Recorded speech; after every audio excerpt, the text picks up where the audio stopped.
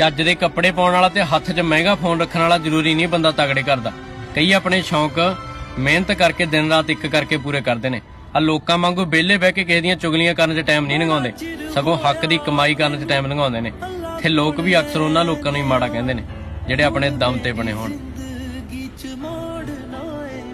ਚੱਜ ਦੇ ਕੱਪੜੇ ਪਾਉਣ ਵਾਲਾ ਤੇ ਹੱਥ 'ਚ ਮਹਿੰਗਾ ਫੋਨ ਰੱਖਣ ਵਾਲਾ ਜ਼ਰੂਰੀ ਨਹੀਂ ਬੰਦਾ ਤਗੜੇ ਕਰਦਾ। ਕਈ ਆਪਣੇ ਸ਼ੌਂਕ ਮਿਹਨਤ ਕਰਕੇ ਦਿਨ ਰਾਤ ਇੱਕ ਕਰਕੇ ਪੂਰੇ ਕਰਦੇ ਨੇ। ਆ ਲੋਕਾਂ ਵਾਂਗੂ ਵਿਹਲੇ ਬਹਿ ਕੇ ਕਿਸੇ ਦੀਆਂ ਚੁਗਲੀਆਂ ਕਰਨ 'ਚ ਟਾਈਮ ਨਹੀਂ ਲੰਘਾਉਂਦੇ, ਸਗੋਂ ਹੱਕ ਦੀ ਕਮਾਈ ਕਰਨ 'ਚ ਟਾਈਮ ਲੰਘਾਉਂਦੇ ਨੇ। ਤੇ ਲੋਕ ਵੀ ਅਕਸਰ ਉਹਨਾਂ ਲੋਕਾਂ ਨੂੰ ਹੀ ਮਾੜਾ ਕਹਿੰਦੇ ਨੇ ਜਿਹੜੇ ਆਪਣੇ ਦਮ ਤੇ ਬਣੇ ਹੋਣ। ਚੱਜ ਦੇ ਕੱਪੜੇ ਪਾਉਣ ਵਾਲਾ ਤੇ ਹੱਥ 'ਚ ਮਹਿੰਗਾ ਫੋਨ ਰੱਖਣ ਵਾਲਾ ਜ਼ਰੂਰੀ ਨਹੀਂ ਬੰਦਾ ਤਗੜੇ ਕਰਦਾ। ਕਈ ਆਪਣੇ ਸ਼ੌਂਕ ਮਿਹਨਤ ਕਰਕੇ ਦਿਨ ਰਾਤ ਇੱਕ ਕਰਕੇ ਪੂਰੇ ਕਰਦੇ ਨੇ। ਆ ਲੋਕਾਂ ਵਾਂਗੂ ਵਿਹਲੇ ਬਹਿ ਕੇ ਕਿਸੇ ਦੀਆਂ ਚੁਗਲੀਆਂ ਕਰਨ 'ਚ ਟਾਈਮ ਨਹੀਂ ਲੰਘਾਉਂਦੇ, ਸਗੋਂ ਹੱਕ ਦੀ ਕਮਾਈ ਕਰਨ 'ਚ ਟਾਈਮ ਲੰਘਾਉਂਦੇ ਨੇ।